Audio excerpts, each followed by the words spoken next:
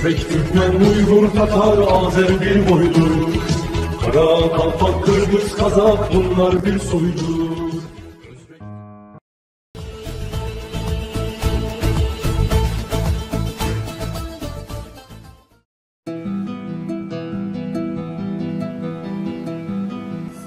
Пользуясь случаем, мы в сегодняшней программе вас познакомим с известной как в Кыргызстане, так и в Турции курортной зоной Кушадасы.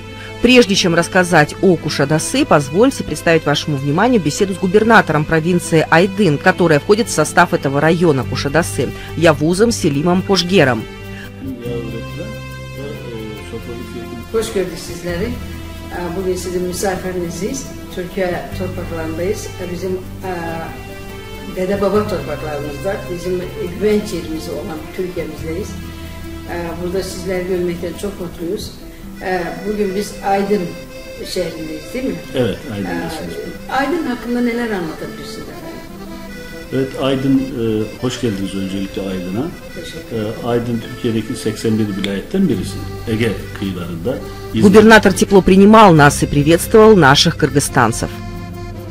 Я рад приветствовать вас. Хочу познакомить с провинцией Айдын. Провинция Айдын в Турции – это небольшая область на побережье Эгейского моря между Измиром на севере, Денизли на востоке и Муглой на юге. Численность населения около 2 миллионов человек. В составе провинции Айдын 17 районов.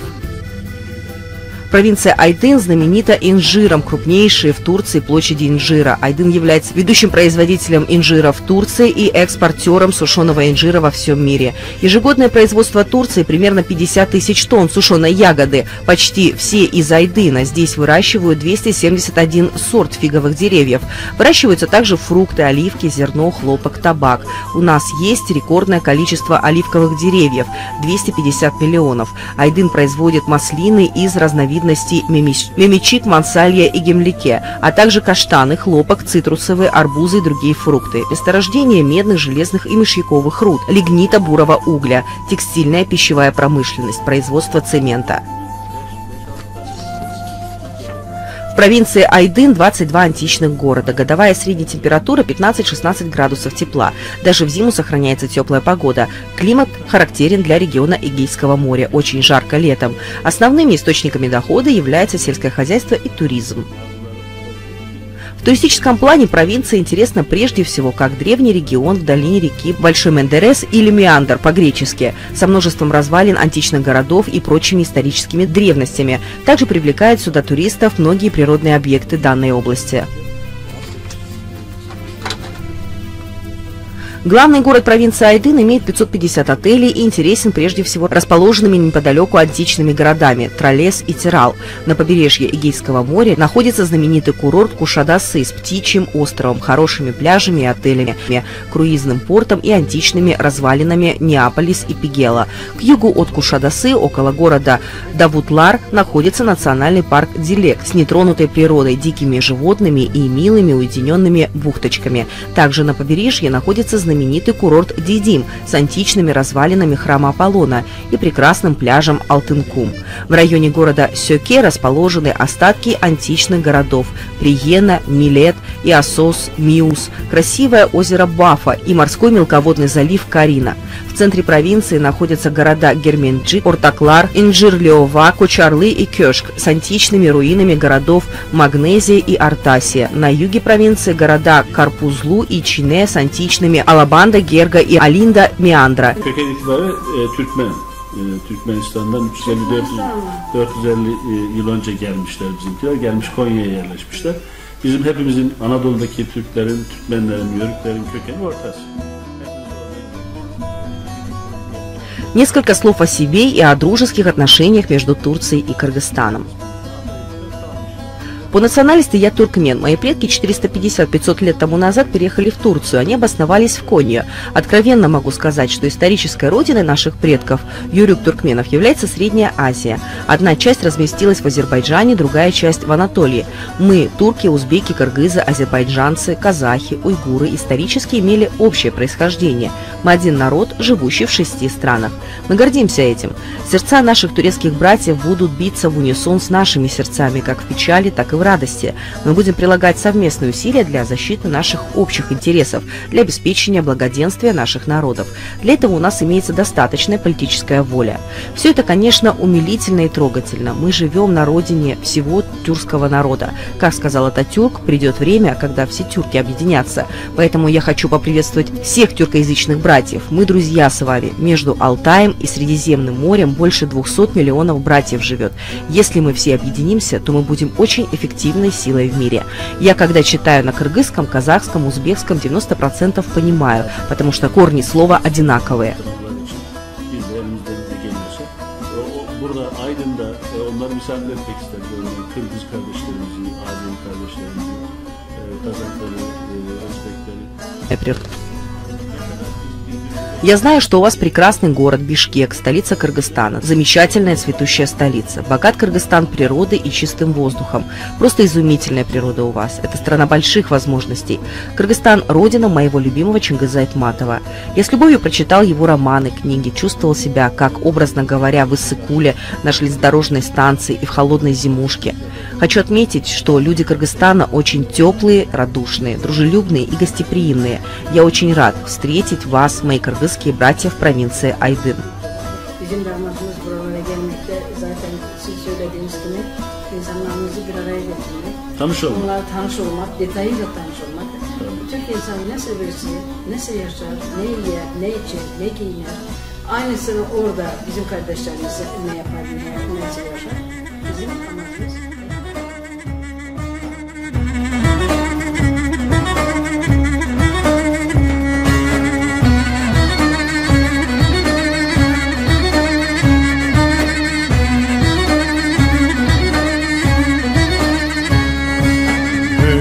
Уважаемые телезрители, как вам обещали, познакомимся с Кушадасы, курортом на западе Турции на Эгейском побережье, в 90 километрах к югу от Измира и в 71 километре от города Айдын.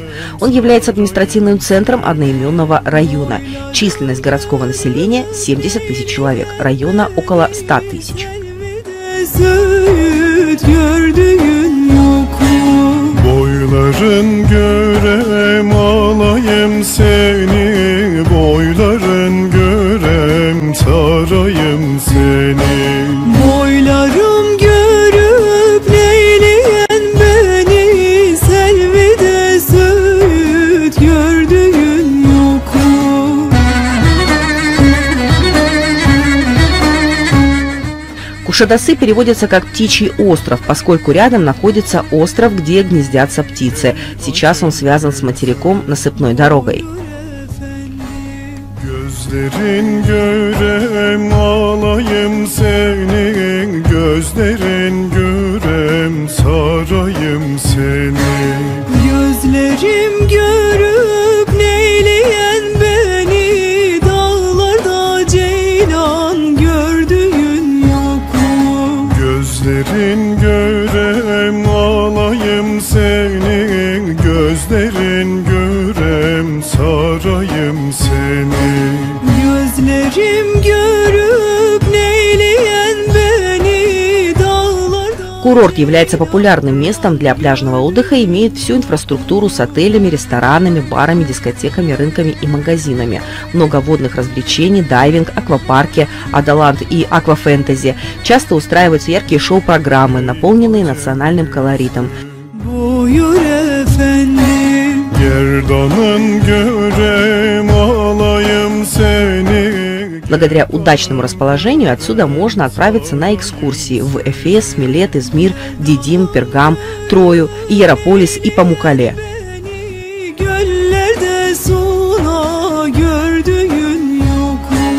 Gerdanın görem alayım seni, gerdanın göre sarayım seni.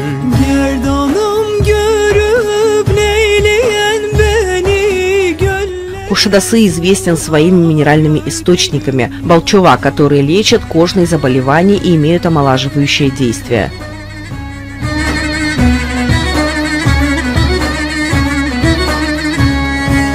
Ey acem kızı, buyur efendi, dudağın görem alayım senin, dudağın görem sarayım seni. Dudağım görüp neyleyen beni, bahçada kiraz gördüğün yok mu? Dudağın görem alayım senin. История Куршадасы насчитывает несколько тысячелетий. Многие археологические находки свидетельствуют о том, что в этих краях 5000 лет назад жил народ Лелеги. С XI века до нашей эры здесь селятся первые древнегреческие племена, в IX веке ионийцы. Тогда город был известен как малозначительный порт, обслуживающий суда, плавающие вдоль побережья Эгейского моря.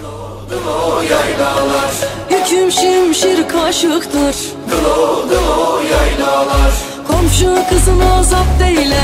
Yaylalar yaylalar, bizim oğlan aşıktır. Dulo dulo yaylalar.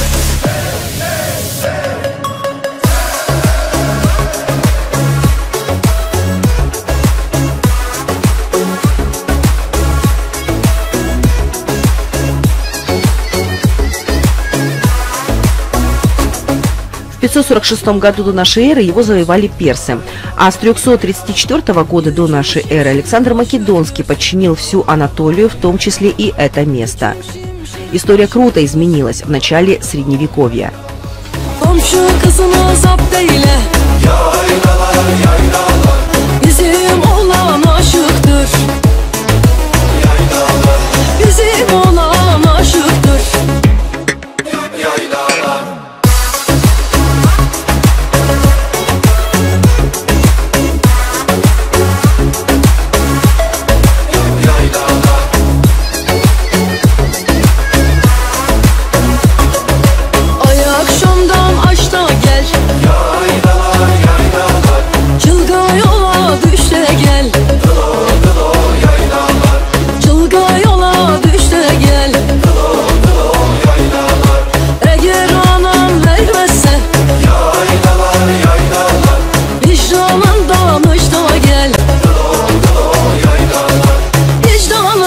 Куршадасы начал быстро развиваться, достигнув своего расцвета, стал крупным портом и торговым центром.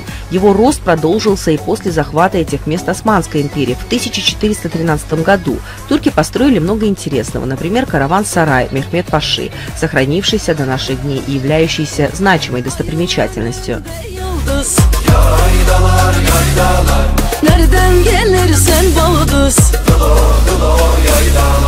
Nereden gelirsen balıdız,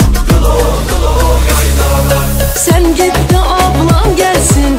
Yaylalar yaylalar, duramıyorum yalnız. Duramıyorum yalnız.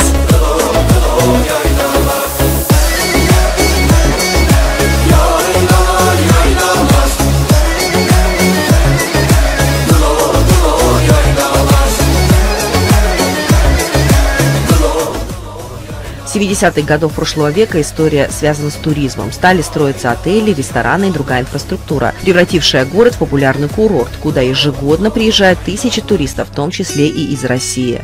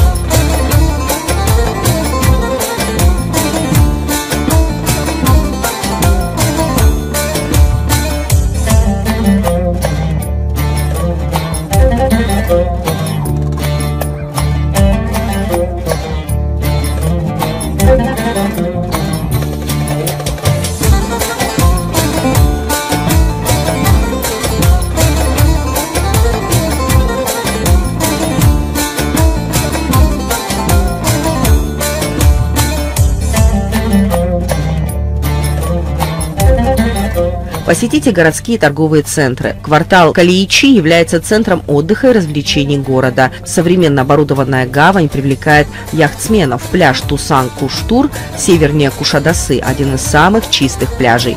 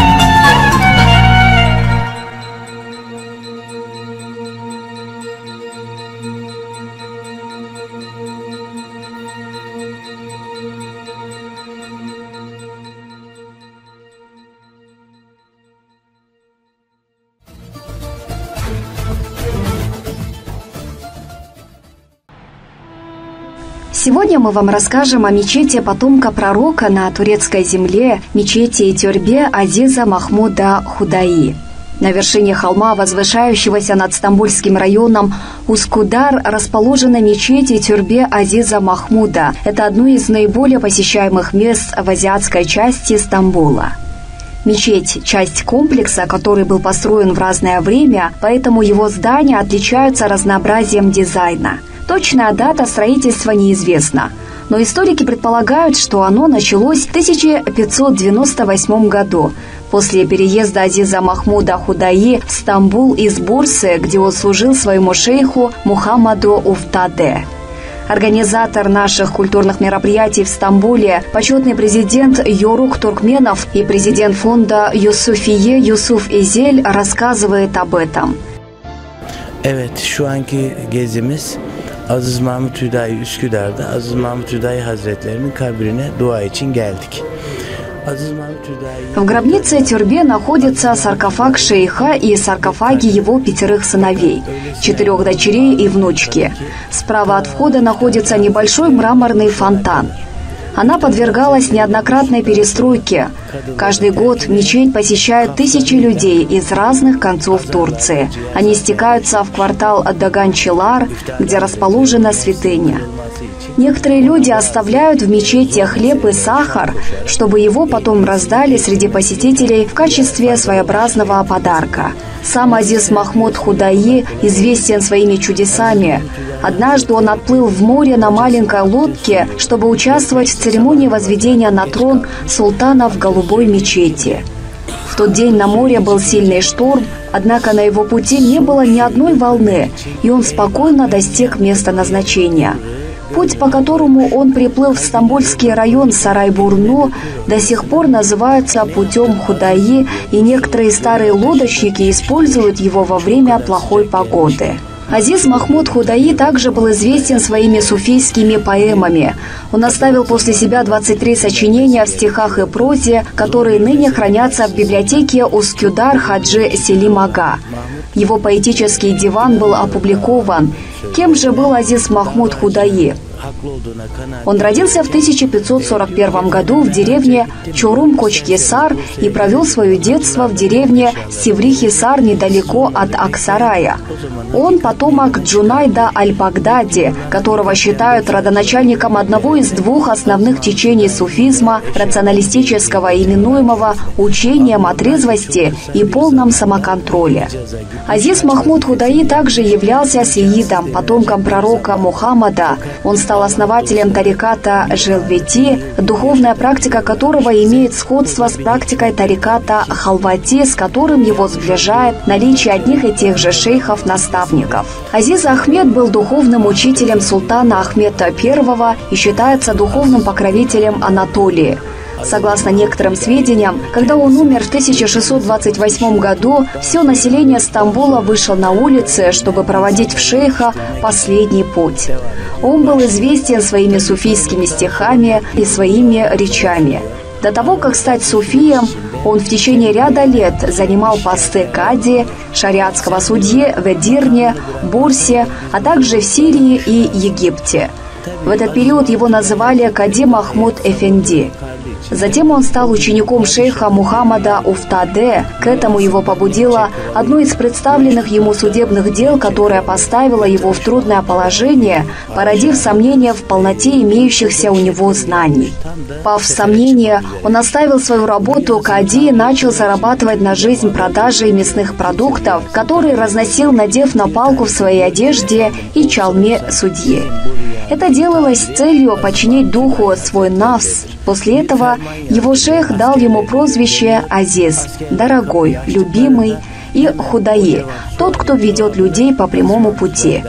Известный своей мудростью и духовными познаниями, он в течение своей жизни был наставником султанов и простых людей, которые приходили к нему за советами в области религии и мирской жизни. Напоминаем, что фонд Азиза Махмуда Худаи каждый год в Кыргызстане проводит благотворительные акции, приуроченные Курбан-Байрамы.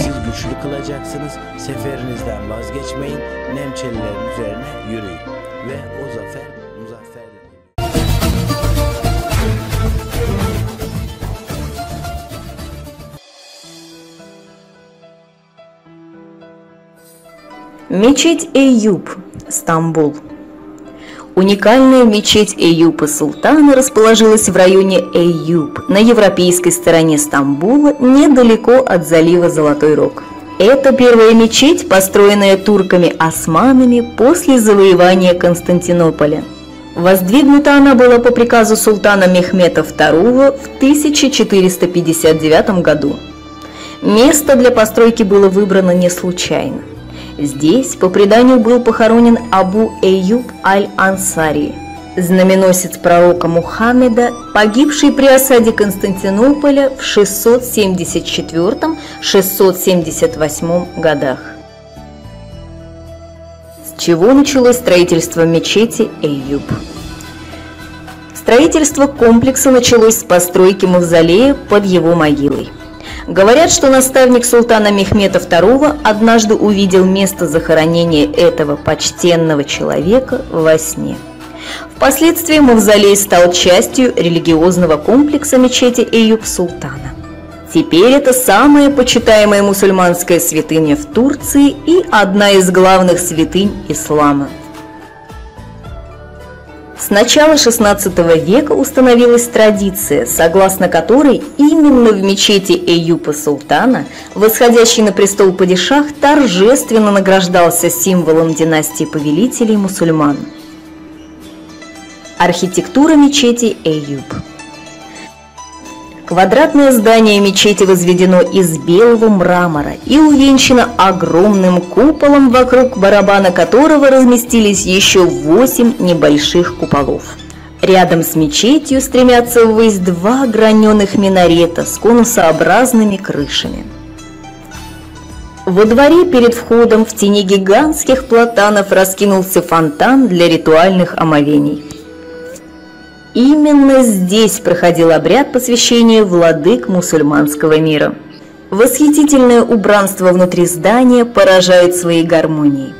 Полы засланы ковром зеленого цвета, а стены украшены великолепными изразцами разных времен, выполненными в лазурно-голубых тонах.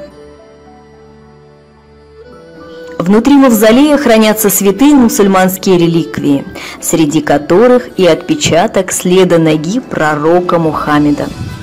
Крыша саркофага Абу Эйюпа украшена арабской вязью. Настоящим произведением искусства серебряной решеткой подарком султана Селима III окружен саркофаг.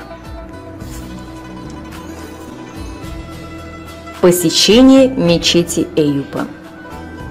В дни исламских праздников сотни правоверных мусульман обязательно посещают священное место. Говорят даже, что молитвы, произнесенные здесь, сбываются. Поэтому в праздничные дни в этой мечети особенно многолюдно. Каждую пятницу за 1,5 часа до полуденной молитвы перед мечетью выступает со своей программой любительский оркестр «Мехтер». Музыка, вековые платаны, стаи голубей возле фонтана, паломники, молящиеся возле мечети султана Эйюпа, торговцы сувенирами, многочисленные туристы – все это создает мистическую и праздничную атмосферу в этом пропитанном историей месте.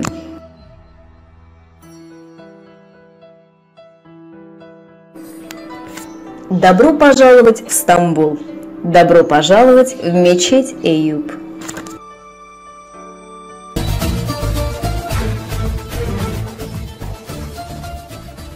Что такое богатство? Какой смысл несет в себе это слово? Какой образ стоит за ним? У одних людей это слово связано со стремлением жить в достатке, иметь денежные средства. Для других богатство – это духовное развитие. Мы очень часто можем встретить людей, которые будут рассуждать о богатстве целыми часами.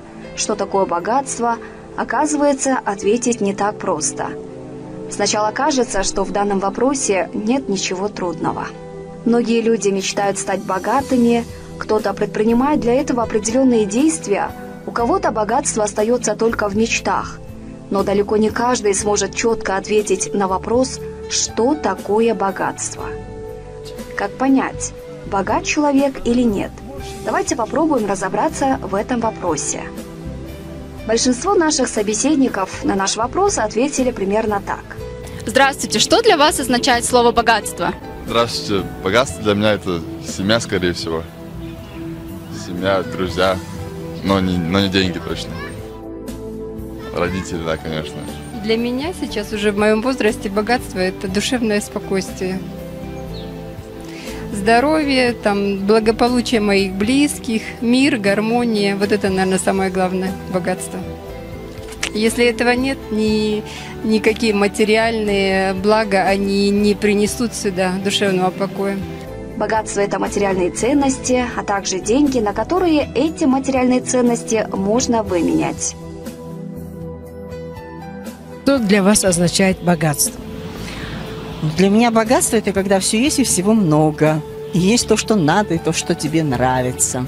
Все, что вы имеете в виду, все есть? Я имею в виду дом, все, что в доме, внутри дома, покушать, надеть, куда пойти, за что платить, ты ни о чем не думаешь. То есть вы видите в деньгах счастье? В деньгах? Конечно. А здоровье? Если здоровья нету, а деньги есть? И здоровье тоже. Наверняка, скорее всего, здоровье главное. Да, здоровье главнее. То есть счастье сначала, наверное, начинается со здоровья? Нет, я думала, вы раз вы задаете вопрос здоровому человеку, значит, для него главное – это богатство, деньги. А если человек больной, для него здоровье. Например, вот у меня таких особых проблем тьфу-тьфу сейчас нету, поэтому для меня деньги – богатство, дети – богатство. Для вас что такое богатство? Для меня богатство – это семья. Когда все близкие рядом, это больше, чем богатство. И самое главное, конечно же, здоровье. Вот и все. А все остальное оно будет. Это самое настоящее богатство. Я считаю, что никакие деньги, оно ничего не заменят. Когда все близкие, родные рядом. Когда родители, дети, любящий муж. Когда родители, дети, любящий муж, когда все живы, здоровы, все вот это вот богатство для меня. Естественно, и хорошие деньги не помешают, правда? Это здоровье будет, родные будут, все будет. Деньги, конечно, тоже потом, со временем. Спасибо вам большое. А теперь представим, что у человека нет ни денег, ни материальных ценностей. Что тогда? Богатство – это семья, дети, внуки и родственники в том числе. И главное – здоровье самое главное. Можно ли считать талант человека или его знания ценностями? Мы полагаем, что можно, потому что он может в любой день получить за свой талант, за свои знания приличную сумму денег. Только в этом случае мы должны назвать эти ценности нематериальными. Богатство – это материальные и нематериальные ценности, а также деньги, на которые эти ценности можно выменять. Тогда зададим другой вопрос. Какую страну можно назвать богатой? По этому индексу развития человека первую семерку стран возглавляют: первая – Япония, вторая – Швейцария, третья – Австралия, четвертая – Англия, пятая – США, шестой – Израиль и седьмой – Сингапур. Что значит стать богатым? Богатый человек – это человек, владеющий разными состояниями, управляющий миром, созидающий и дающий благо. Бог, небо, любовь. Воистину небесное, волшебное, божественное чувство. Эти слова близки не только по звучанию, но и по смыслу. На приведенной ниже схеме отражены все сферы жизни человека, не только материальные, но и духовные. Первое. Возьмем для примера такую сферу жизни, как здоровье. Причем здоровье как физическое, так и душевное. Второе. Благополучная семья, благополучный и процветающий род. Разве это не богатство? Благородные, то есть рождающие благо, и благодарные, дарящие благо, потомки. Разве это не счастье для родителей? Третье. Финансовое материальное благополучие. Четвертое. Благоприятные взаимоотношения с людьми отражают наше взаимодействие с окружающим миром. Не имей 100 рублей, а имей 100 друзей. Человек счастливый – это тот человек, который является частью целого. У него есть часть Родины. Одним словом, богатство – это неотъемлемая часть человека, это его суть. Поэтому нужно сделать так, чтобы каждый, кто живет в этом мире, был счастлив. Богатство не будет вашей конечной целью, это будет всего лишь неотъемлемое состояние всего вашего жизненного пути. Это то, что вы однажды приобретете и уже никогда не сможете потерять. Богатство – это здоровье матери, уважение отца, радость детей, верность друзей и любовь дорогого человека.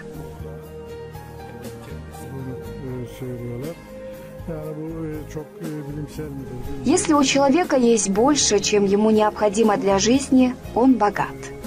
Богатство – это не то, что человек заработал, а то, что у него осталось после текущих трат.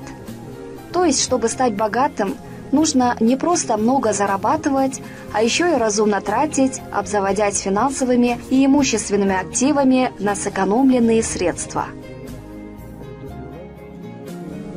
Богатство – приоритеты самого человека к отношению и пониманию жизни и возможность осуществлять успех для своей жизни, причем, как и богатство, успех является сугубо индивидуальным для каждого человека.